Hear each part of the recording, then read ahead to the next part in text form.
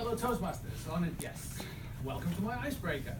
The purpose of an icebreaker, for the sake of our guests, is to get me talking by asking the simple questions: who am I and what am I doing here? Familiar territory for me, since I'm often asked upon first meeting, who are you? What are you doing here?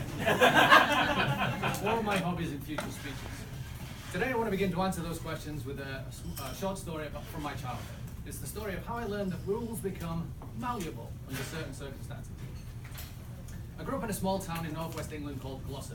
It sits in a beautiful range of hills called the Pennines. They're also known as the backbone of England. It's approximately 16 miles outside of Manchester, at least according to the road sign at the end of the street on which my parents bought a house in which to raise my younger sister Charlotte and I. 23 Pennine Road. And now you've got the password to every bank account I've ever had. My parents grew up in Manchester, and in their mid-20s they moved us out to the country when I was 5 and Charlotte was 3. The hope being that moving us out to the country would keep us away from crime and drugs and the general perils of working class inner city life. We both went on to grow and sell marijuana anyway, but it was still a good move overall. My mother and father are seriously hard-working people.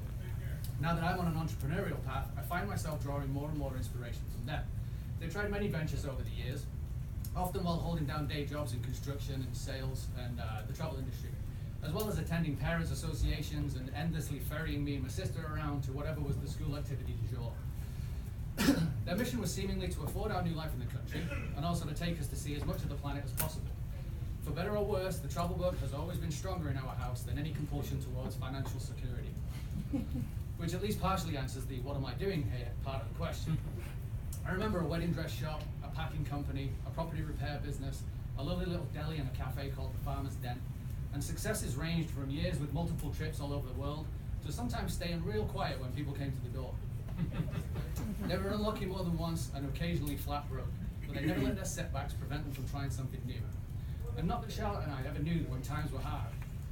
We've recognized the signs of veiled panic in retrospect when going through our own periods of financial dire straits.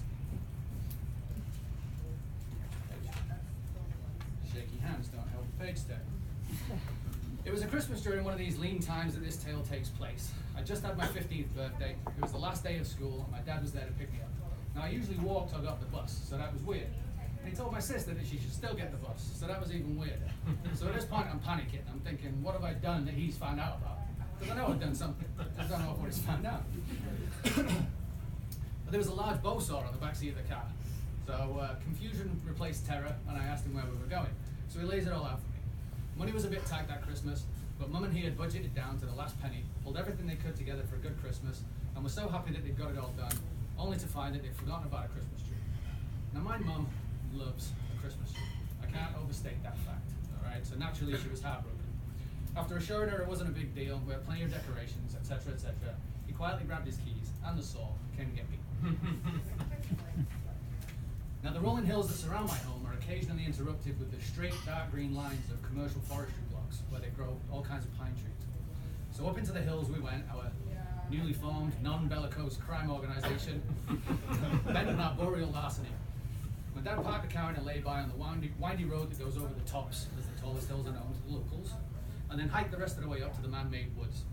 We found the tree we fancied, my dad felled it, and then proceeded to cut it in half because it was ridiculously enormous. It definitely was not an indoor tree. We waited until dusk, and then we dragged our swag across the heather, down the hill to the waiting car. The tiny, two-door Mitsubishi hatchback car. With the boot open, the back seat's flat, and the passenger seat reclined all the way. We fed the trunk of the tree in the back, all the way down into the passenger footwell. The interior of the car was all tree. It still hung out the back by several feet. The only place for me was in the fetal position, the footwell at the back, underneath the tree. So like that, we drove home, laughing hysterically the whole way.